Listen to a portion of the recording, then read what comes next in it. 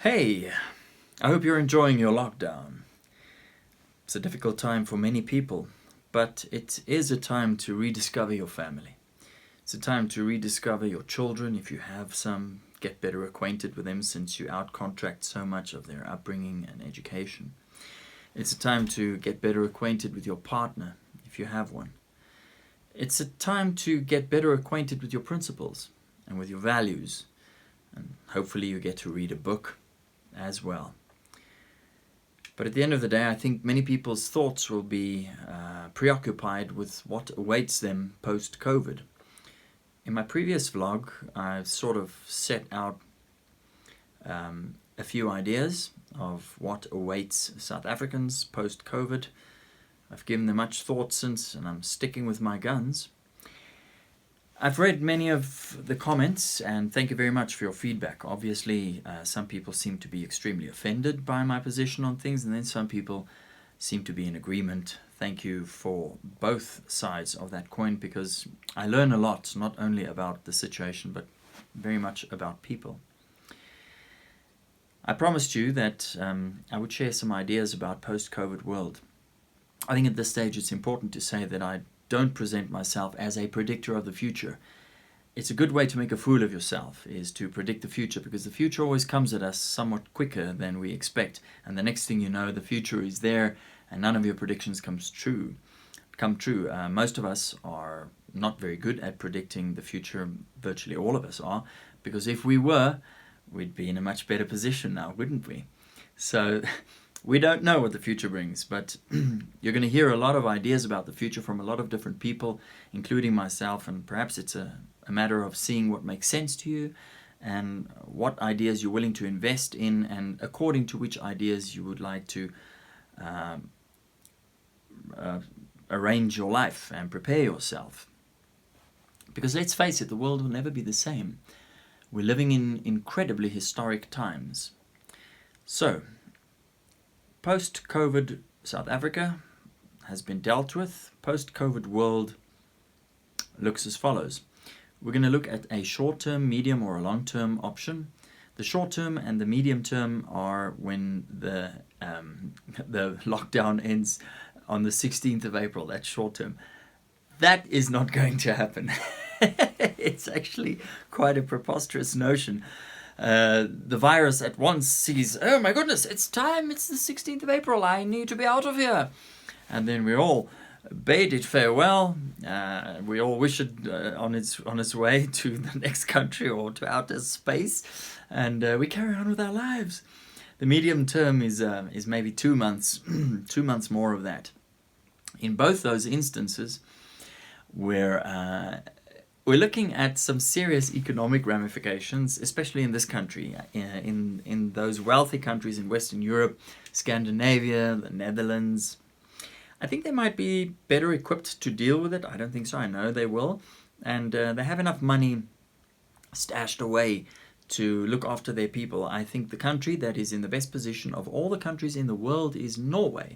Norway has enough money to let every man, every woman, every child be in lockdown for 6 months, and after that there'll still be money in the kitty, in the state kitty. My goodness, all that North Sea oil comes in really handy. But unfortunately for us on the opposite side of the globe, here in the south of Africa, we're in trouble.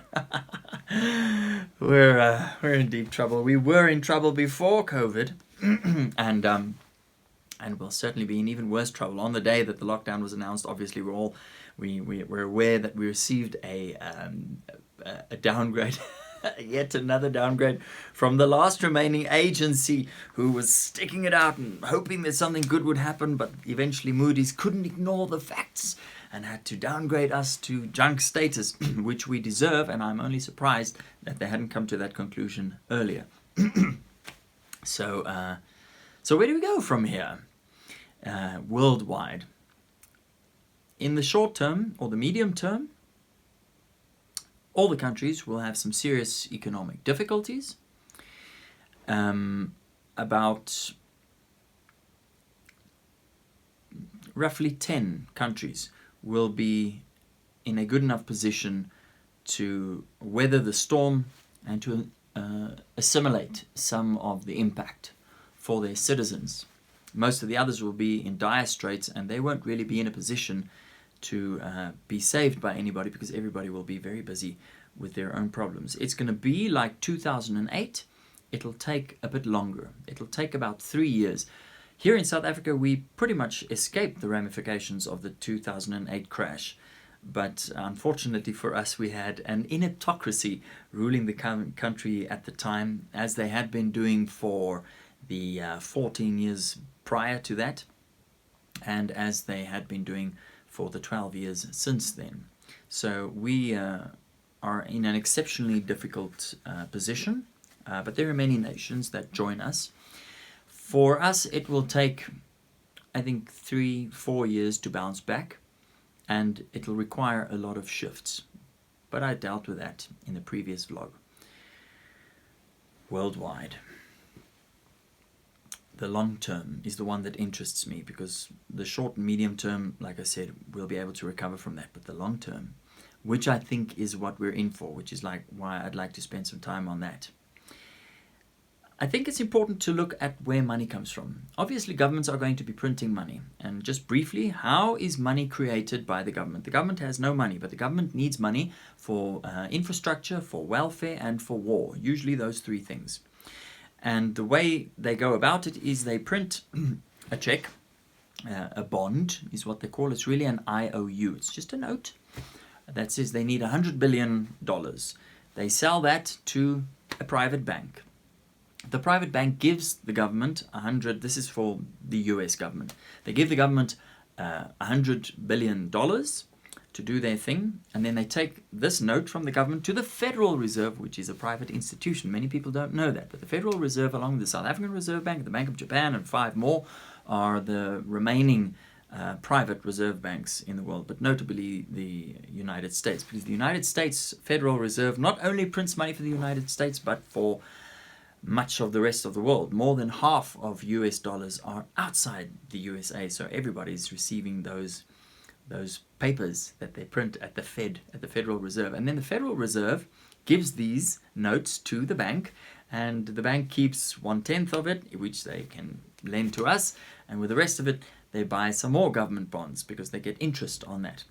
But in the meantime, the US government is not doing too well on its promise to pay it back, so they keep raising the debt ceiling. At the moment, the United States owes around $24 trillion. $24 trillion is an incredible amount of money. It's at least 400 trillion rand. Now that's a million rand, and then you have 1,000 heaps of a million rand, and then you have 1,000 heaps of 1,000 heaps of a million rand, and that's only a trillion rand, and then you need 400 of those heaps. So it's an inconceivably huge amount of money, and most importantly, it doesn't diminish. It doesn't go down. It slows down sometimes. It slows down a bit.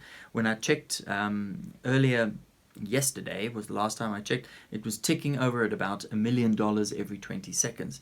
But it keeps clicking, and sometimes it really picks up speed, because once the $2.5 trillion aid package by the US government is printed and done and dusted, it's just going to go right up to $26.5 trillion. And there's no chance that they'll ever pay that off. They haven't at any stage made that figure go down. It's just been increasing virtually exponentially since 1972, because until 1972 the US government was linked to gold. It was backed by gold, because this was agreed at the Bretton Woods conference in 1944, when more than 700 delegates from more than 40 countries of the Allied nations got together and realized that they had to save the world economy because the world had been at war for 6 years.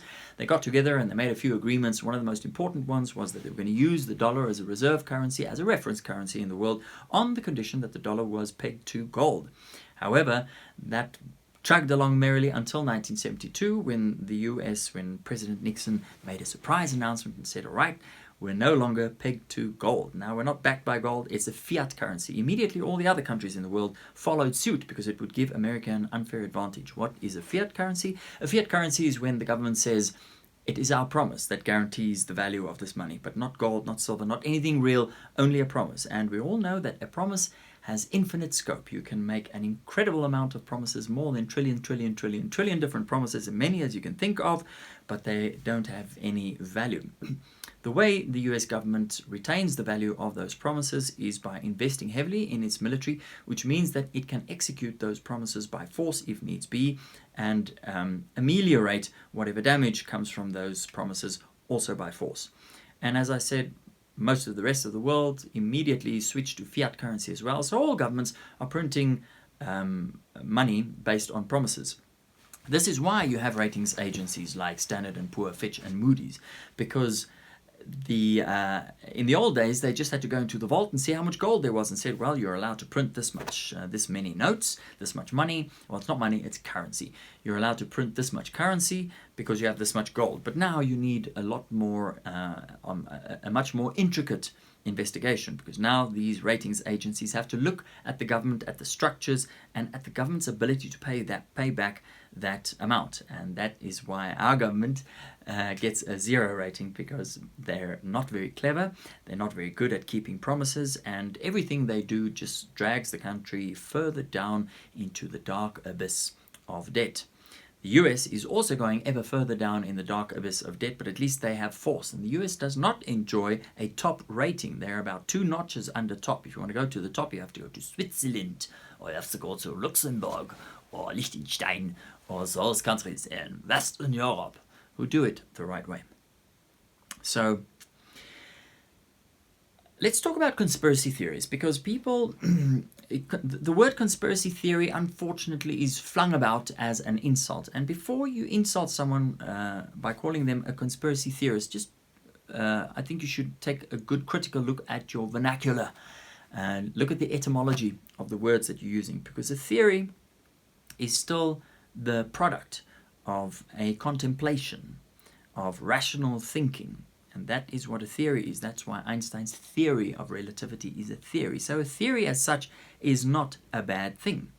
And a conspiracy is where 2 or more people against the law conspire, make a plan, which is illegal or is harmful to others. So the 2 words, as they are, really have substance, and they're not an insult, but they are flung about as an insult. And the problem with flinging things about as an insult is a blanket insult that we've heard a lot in recent years has been far right, Nazi, fascist. Fascist is basically far left, a version of a far left government. But we fling them about so much that they lose value, and that's not useful. It's important to consider conspiracy theories because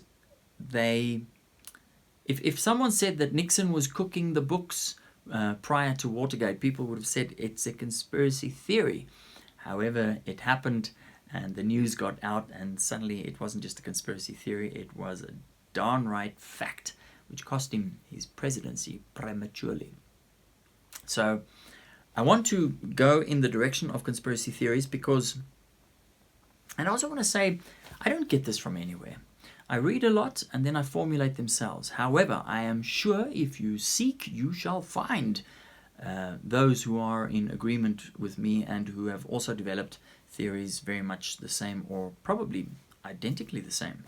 I'm not much bothered by that. But I was speaking about government debt and governments printing money, and I think this is the reason for the COVID hype. It's not the reason for COVID. It might be, but that's another conspiracy theory, and I don't want to go there. But I believe it is the reason for the COVID hype, because the COVID hype at this stage is a lot more harmful than COVID. Why? Because we can count the amount of deaths that we've had from COVID. And yes, it's picking up every day. It's becoming more and more. I think it's at about 70,000 worldwide at the moment. But in the same time, many, many more people have died from car accidents, from cancer, from heart disease, from renal failure, etc., etc. So it's still, in the bigger scheme of things, 67,000 worldwide. It's not that much. And what's happening is that many people die with COVID but not from COVID, because they die and then they see, oh, they have COVID as well, and that's reported as a COVID death. You should do research on that. That is a fact. So whether you believe the figures or not, still, if you look at the economic ramifications of COVID, it's way bigger than the hype of COVID itself. So why is that? Well, here goes. And I'm going to present a theory as to why it is the case, and then we'll look at what the outcome of that might be. If one virtuous government stood up and said, well, we can't carry on like this. We keep printing money. We're getting deeper and deeper in debt. The only thing that can pay the debt is taxpayer money. And we're not getting enough of that, which is why we go still deeper into debt. It's not a sustainable system. We are held ransom by the banks, us as a government, and we're going to be a virtuous government. And we're going to say this will no longer continue. It won't help, because other governments will capitalize on that mistake, because it would be a grave political and economic mistake to be the first to confess that, and then they will take hold of your industries, and they might even take control of your sovereign assets, and you'll basically become a satellite country of some other country or countries. And that is why no one has done it so far, because the ramifications will be terrible. And of course, the public will be really angry because you cheated them, and then they'll vote for someone else who will do exactly the same but won't confess to it. So it is no point in being a virtuous government, which is why there is no virtuous government. It's an oxymoron, you see, a virtuous government. So what we need is for a situation that has become untenable, where all the governments are too deep in debt, and no government shows any indication that it is going to emerge ever from that debt. The debt keeps going higher, and it's all fake money. It's just a circle of fake money. I'll do a presentation in the near future to explain in more detail how money is created, because it's so simple, but it's also hard to understand. But if you put it simply and you repeat it a couple of times, then finally you realize that. So I think post-COVID long term, in other words, if COVID keeps us busy for the most of 2020, governments will be in such deep trouble, and they'll have to make so much debt, and in order to recover from that, they're going to have to print money. If you print money, the more there is of something, the less value it has, which is why you can't here in South Africa on the way to the shop collect a hand of sand and pay that for bread, because there's too much sand to go around. It doesn't have any value compared to bread. That's why gold has so much value, because if you take a hand of gold and you have to get that hand from exactly the right place where there's the most gold, then you'll have a minuscule, small, teensy, weensy, peensy little piece of gold, if you're lucky. But so that is how it is with currency. If the government prints and prints and prints currency, and there's so much of it going around, then the currency is worthless. And it's important that you realize that when you go to the shop and you see there's been inflation, that everything's more expensive. No, no, no, no, no. Nothing is more expensive. The money is worth less, which is why you need to pay more money to get the same thing. Because the value of bread is the value of bread. It's a meal, and that's what you get, and it's part of the market economy. But the money with which you buy it is worth less, which is why you have to give more money, and that's what's called inflation. Now, how do you really create inflation? By printing lots of money. That's what happened to Germany in the 20s and the 30s during the Weimar Republic. After the First World War, they were so deep in debt due to the war, the First World War, which they had lost, and the, I think, very unfair Treaty of Versailles, which made it basically impossible for them to get out of that hole. And they printed money until you needed 1 trillion Deutschmarks to buy a bread. We saw the same thing in Venezuela more recently, and we saw the same thing almost 20 years ago starting to happen in Zimbabwe.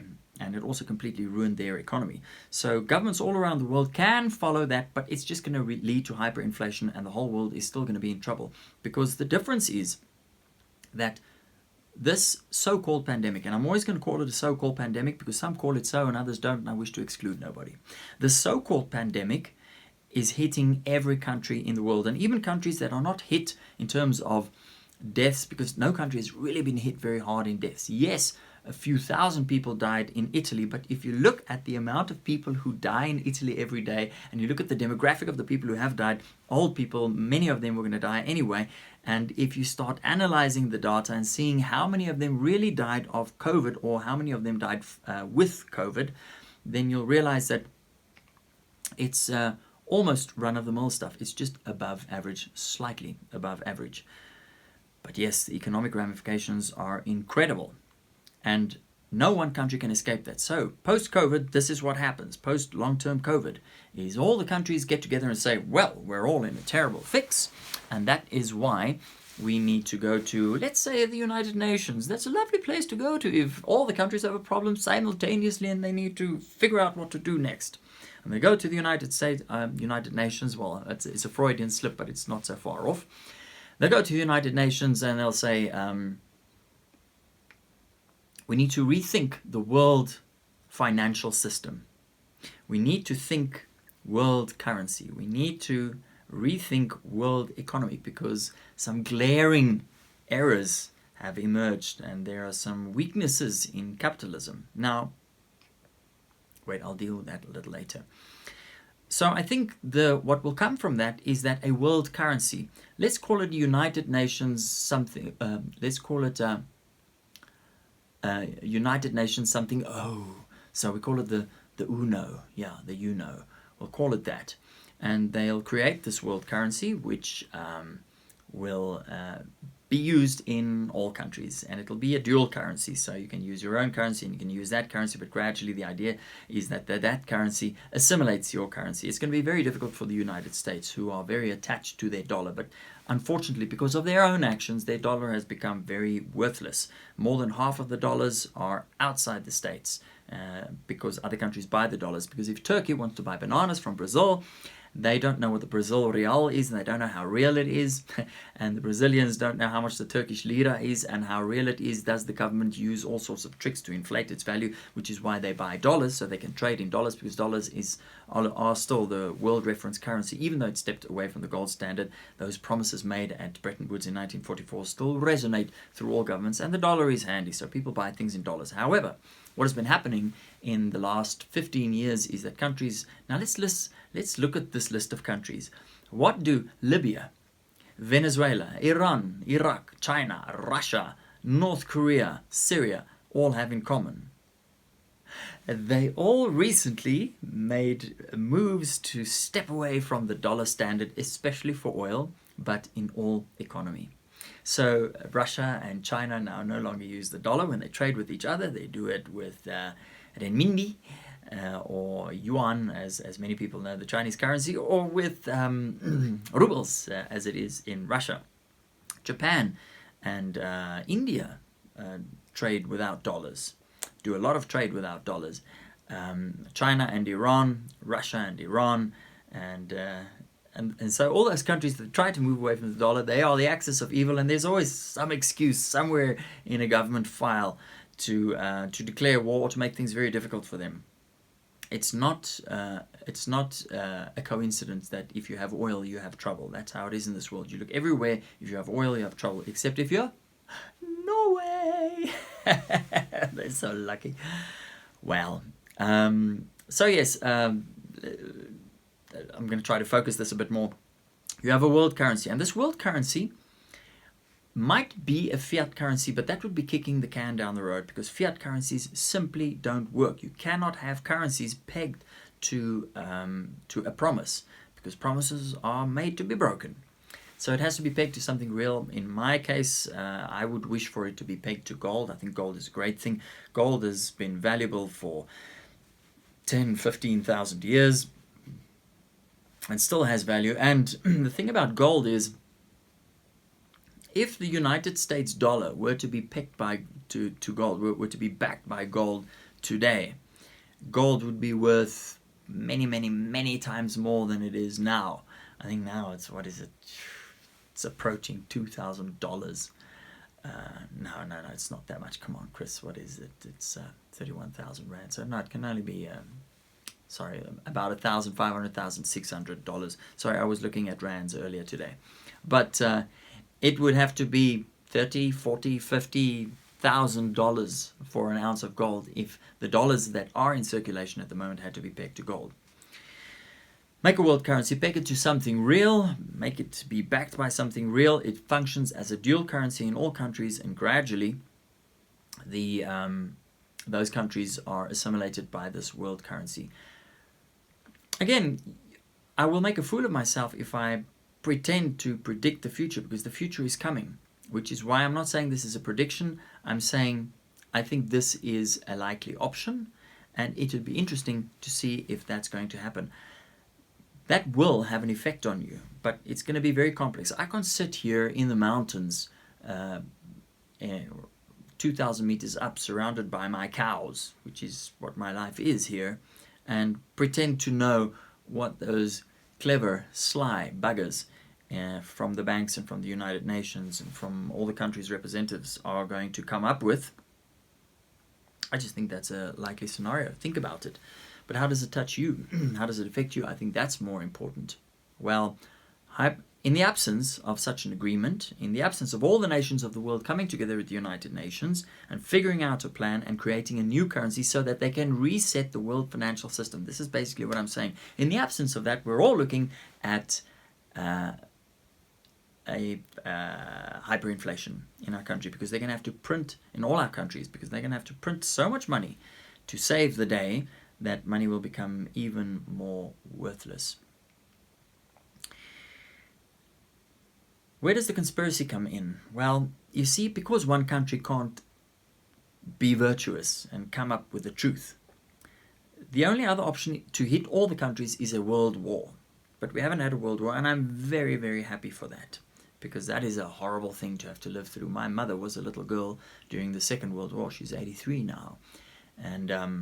And she was in the Cape, and we escaped the World War II. We escaped World War II for the most of it here in South Africa, but she did say that they had to they had to stick newspapers to their windows, and they had curfews for being on street, just in case the Germans came along.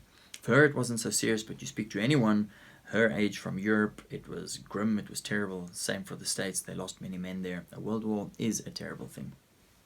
And so that wasn't the way we go. So how do we get all the countries to need to respond to a crisis that is already raging in every country? Before there was COVID, there was debt, there was national debt. That was the crisis that was raging in every single country in the world. And the only way to address that is to create an incredible hype about a particularly virulent flu disease. It's not the most deadly thing. It's not like the Spanish flu. The Spanish flu took 30 million, depends on who you believe, 30 million people in 2.5 years. COVID is not anywhere near. And remember when AIDS started happening in the 80s, we were like, everybody's going to die from AIDS. It's going to be AIDS on your lips. You kiss somebody, you're going to die. And that didn't turn out to be the case. And every time there was Ebola, I was like, Ebola, where we get that? It's going to be like World War Z. It's going to be... No, well, it went and it came and it went. And there was SARS and H1N1. So we've had many of these scares. There might be a case to be made for the notion that they were all trial runs. But COVID has really run away with us. It's really become an incredible hype. But it is the ideal solution because it creates a financial problem in all countries that is too big for any country to except Norway, perhaps Denmark. But it creates a problem so massive that all the countries can finally agree on terms to address this, reset the world currency, reset the world financial system and how it works. An interesting thing that I've noticed in recent days is that sports stars around the world of various different sports that earn millions and millions and millions from kicking and running with balls or doing something usually with balls are in negotiations to take a pay cut. And I can understand that that is important because there's not that much money coming in. But what it brings to the fore is there's a guy who sits from the morning 7 o'clock till the evening 7 o'clock in Breë Street in Johannesburg. It's a hawker. And they sit there and they sell those lovely colourful plates with some bananas and some apples. And there's like a row, there are 50 of them sitting on the street and they all sell exactly the same thing. So it's luck of the draw and you come by and you buy maybe a packet of peanuts, or what's great is they sell single cigarettes. Those are the best. You can just buy one cigarette. I love that.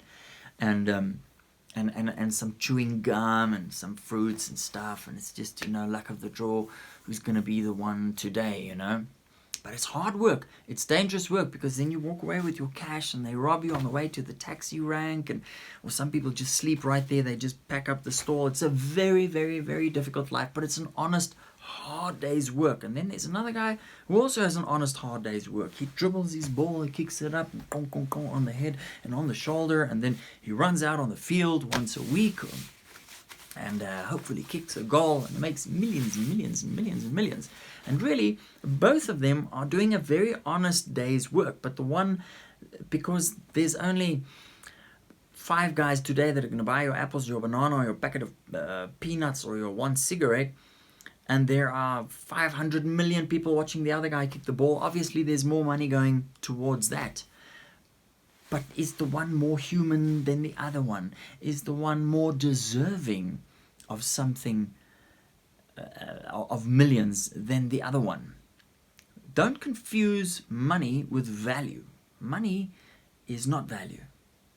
Currency is not value. So I think what we're going to see post-COVID is a lot of movement in that direction. And it's a very dangerous territory, because a guy like me, I'm totally not a socialist. I'm totally not a communist. I do have some problems with capitalism, but it's the lesser of those 3 evils. But this will be a move in a socialist direction. I do believe that post-COVID, the world is going to move towards the left side of politics. In other words, towards more government. Because let's be honest, who is the greatest winner in this whole COVID thing? Definitely not the business, not the small businesses that are worried right now whether they're going to have to close the doors or not. It's government. Government is the net winner. Yes, it's going to have to pay a lot of money, but all of the governments are going to be in trouble, and they're going to make a plan. And they can print some more money. But governments are the net winners. Why? Because they get more. All of us are going to suddenly have less of what we always have, but they're going to have more of what they always have. What does government always have? Power. It's going to have more power because it set the precedent of deploying the military and the police in the streets. It has the power of controlling your movements, telling you where you're allowed to go, where you're not allowed to go. I think big pharma, big pharmaceutical companies are also going to benefit, because governments are going to increase the pressure that vaccines should be mandatory, and that would be a very, very horrible thing. And I can tell you that I, for one, will not take kindly to that. Ain't nobody put nothing in my body. It's bad enough that the government tells me what I am allowed to put in my body, even though it's my body, but then to come and tell me that what should be in my body and putting that in there, that is not going to fly. But you need a very leftist paradigm for that to exist, because you need bigger, stronger government. And of course, people have been driven to fear in recent weeks, recent months. And if you look in the history of the world, whenever the great calamities have befallen men that have brought upon themselves, great wars, the most horrible things that humans have done have always been under an atmosphere, in an atmosphere of fear. It's always been with a raging fear, because fear makes you split on your neighbor.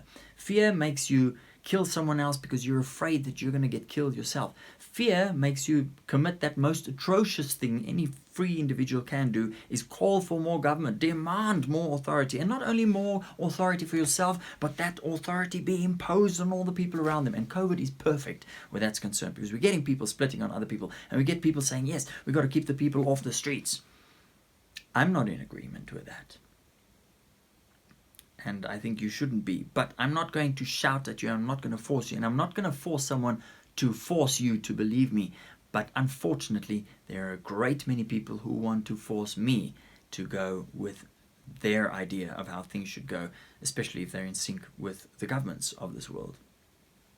So, well, that was a dose of anarchy. Excuse me. Governments are the net winners. Governments are going to... There's going to be a great dependence of the people on government. People are going to need the government because the government must now save me. I'm in trouble, and they've got to give handouts. But nothing is for mahala.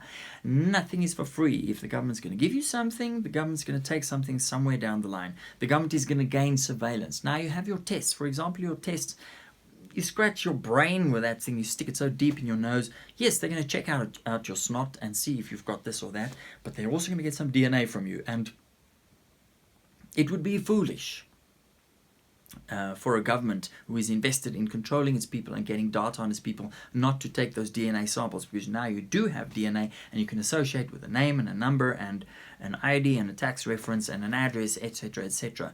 So I'm not saying our government is doing that, and the only reason they wouldn't be doing that is because our government isn't very smart, but they are very sly, so they could be doing that. But it is a great opportunity, and I do believe that there is, at this moment, as we speak, a great data bank of people's genes being built up. And once you look into genealogy and you see the amount of power it gives you over understanding people and the way they're put together, it does change things, because you can tell where you've been. At this stage, you can only access a person's DNA when they already have a record, a track record for crime. So if you're a first-time criminal or no one has any data on you, then they can't use that DNA. But now they're going to have it, and they will do it. And sure, it's going to be good for the criminals, but what about other people that are not criminals? I'm one for less surveillance. The state has increased its power of surveillance, its ability to look into your interwebs, what you do with your phone, what you do with your computer, and it all goes into a database. And you might say, well, I'm so small, who's interested in me? It's not about that. It's because you form an average and you create an impression and you add to the great whole, so that we can draw very good conclusions of humanity as a whole, or the citizenry of a whole as a whole. And once we have a good impression of the citizenry as a whole, we do live in a whole shithole, then you can start refining that and saying, all right, well, let's divide these citizens, because we see that's your internet habit and that's your internet habit, and so you refine it and you get ever closer, and then you get to someone like me who never has anything good to say about our government, which effectively makes me, in the long run, an enemy of the state, if the state wishes to view it as such, and then it'll also be easier. So I might be doing something very foolish by what I'm doing now, but what the hell. The state is the net winner. There'll be some other winners. I think the banks are going to have to get into line, but they will be aligned with the state, and the state's always going to need the banks, because what the banks do is, even if you take away their ability to create money, they do create opportunity. That's what the banks do, because without that loan, you can't start that business. But we need to move towards a world that doesn't work like that. The state here in South Africa, I read some stuff this morning. It shocked me, that appeared in the Government Gazette on the 25th of March. The state has the right, claims the right in the Government Gazette of the 25th of March, and I suggest you go and have a read. If you are suspected of having corona, of COVID-19, or if you've been into contact with someone who has COVID-19, you may not refuse samples taken from you, and that includes your blood and DNA.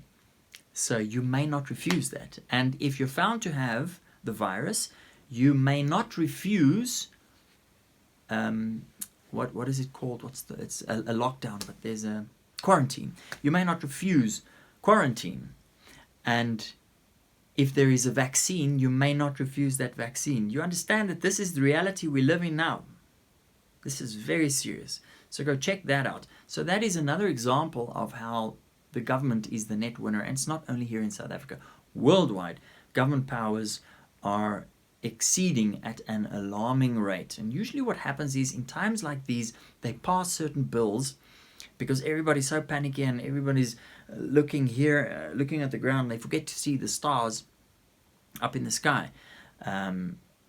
For example, one thing that the government has mentioned here in this country is that people should not live in high density. All the folks that are, for example, in very high density areas, there are many low income developments all over the country, near cities, of which many are the legacy of apartheid, of the Group Areas Act, and the government's been wanting to change that for a long time. So what are you going to do with those people if you need to disperse them and create more room for social distancing? Well, you put them in public parks, you put them on golf courses, etc., and you create facilities. So the government has already, now this has already been done because the government has said this, and those first three things I mentioned, they've been gazetted. You have to go look it up. I'm not lying.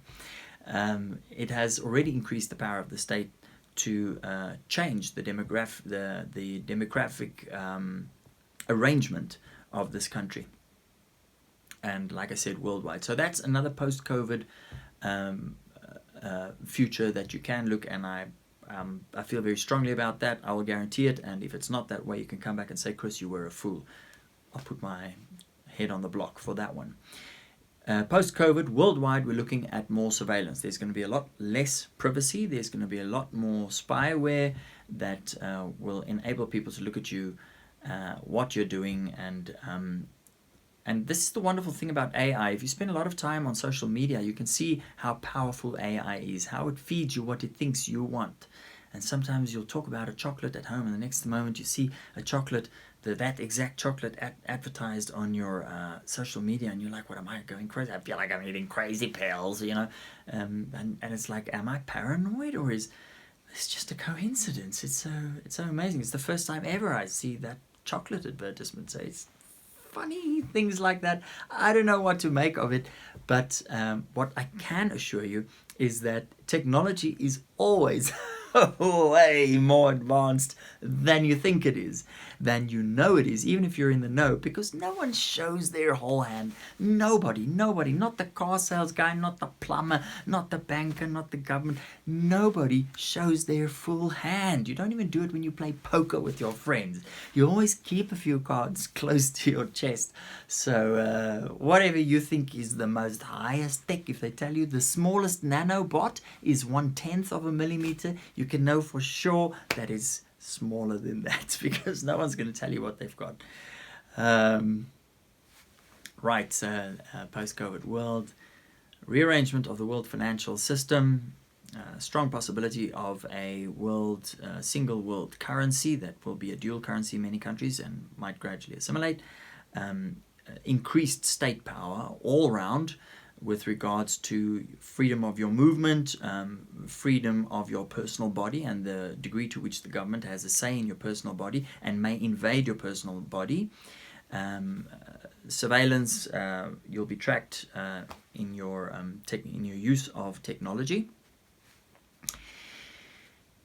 It's all a bit grim, but it's about to get even more grim, because this is my last shot. This is my final.